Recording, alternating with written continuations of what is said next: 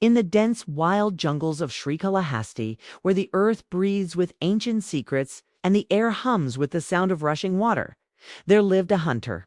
His name was Thinnan, strong, fearless, with skin the color of the rich soil and hair matted like the forest vines. He was a master of the hunt, his bow an extension of his own powerful arm.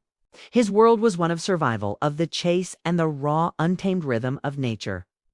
But one day, his hunt led him to a discovery that would forever alter the course of his existence. Deep within a clearing on the sacred Srikalahasti hill, as the forest drums of his tribe echoed in the distance, Thinnan stumbled upon a solitary Shiva Lingam. It was a simple stone, weathered by time and the elements, standing alone amidst the wild growth. As he gazed upon it, the fatigue of his long trek vanished, replaced by an overwhelming surge of emotion. It was a love so profound, so pure and untethered, that it shook him to his very core. This was his Lord, found not in a grand temple, but here, in the heart of the wilderness he called home. He knew in that instant that he had to serve him. Thinnan's devotion was unlike any prescribed ritual. It was born from his heart, simple and direct.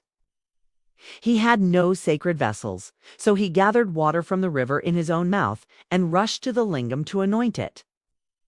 He had no special garlands, so he took the wildflowers tucked into his own matted hair and lovingly placed them upon the stone.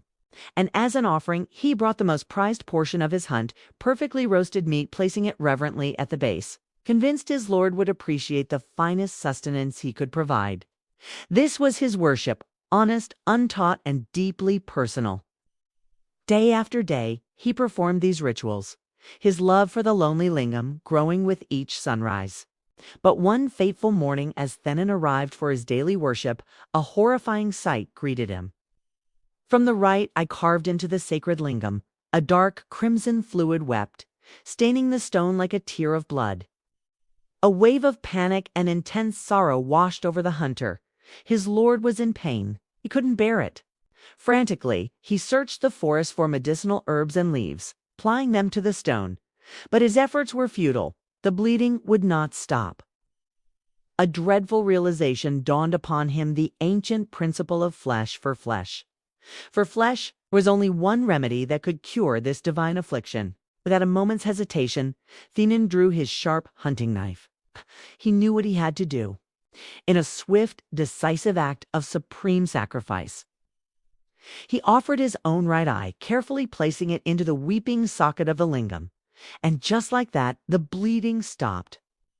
A wave of relief washed over him, even as his own world was plunged into partial darkness. His Lord was healed, but his trial was not yet over. As Thinnan stood there, covering his wounded face, he watched in horror as the lingam's left eye began to weep, the same dark red blood. His heart clenched with renewed anguish, but his resolve did not waver. He had one eye left to give. However, now half-blind, how could he be sure to place his final offering in the correct spot?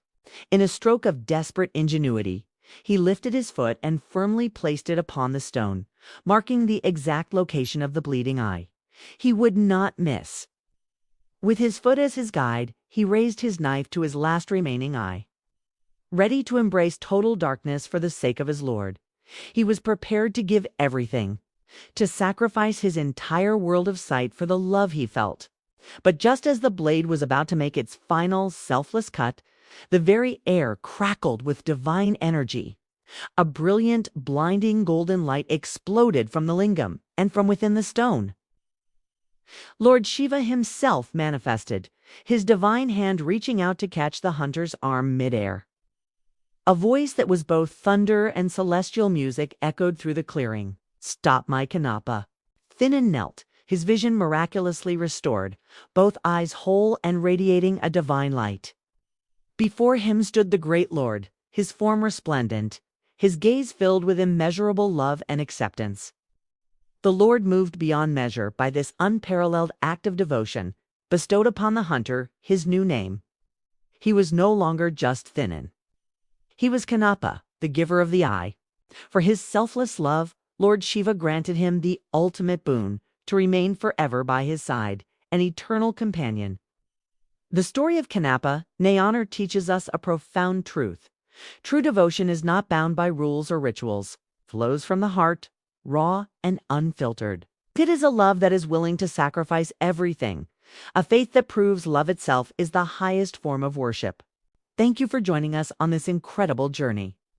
If you were moved by the story of Kannappa, please like this video, subscribe to our channel, and join us for more tales from the Nayanar series. See you next time.